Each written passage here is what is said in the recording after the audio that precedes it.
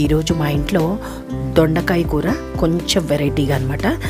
దీనిలో వచ్చేసేసి ఆవాలు, జీలకర్ర అండ్ పచ్చిమిరపకాయలు, ఆనియన్స్ ఇలాగ చక్కగా నూనె వేసి కొంచెం ఎర్రగా మాగే వరకు పెట్టుకోవాలి.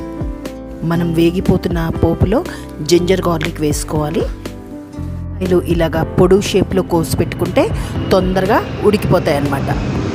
జింజర్ గార్లిక్ అంతా వేసేసుకొని ఒక్కసారి ఇట్లా కలిపేసుకోవాలి. కోసి పెట్టుకున్న దొండకాయ ముక్కల్ని వేసేస్తున్నాను చూడండి. అందులో మనకి తగినంత ఉప్పు, ఎంత పసుపు, తగినంత కారం వేసుకోవాలి. వేసేసుకొని బాగా కలిపేసేయాలి.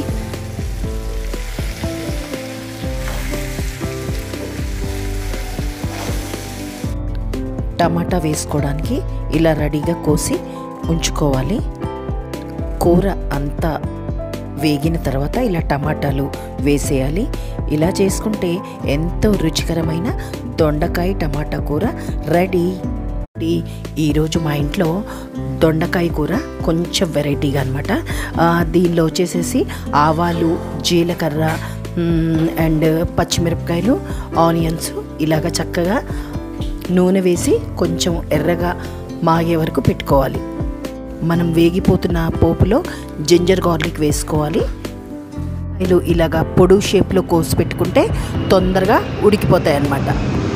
జింజర్ గార్లిక్ అంతా వేసేసుకొని ఒక్కసారి ఇట్లా కలిపేసుకోవాలి. కోసి పెట్టుకున్న దొండకాయ ముక్కల్ని వేసేస్తున్నాను చూడండి. అందులో మనకి తగినంత ఉప్పు, ఎంత పసుపు, తగినంత కారం వేసుకోవాలి. వేసేసుకొని బాగా కలిపేసేయాలి.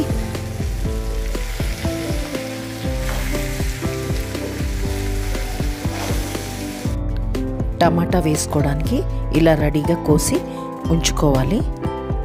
కూర అంతా వేగిన తర్వాత ఇలా టమాటాలు వేసేయాలి. ఇలా చేసుకుంటే ఎంతో రుచికరమైన దొండకాయ టమాటా కూర రెడీ.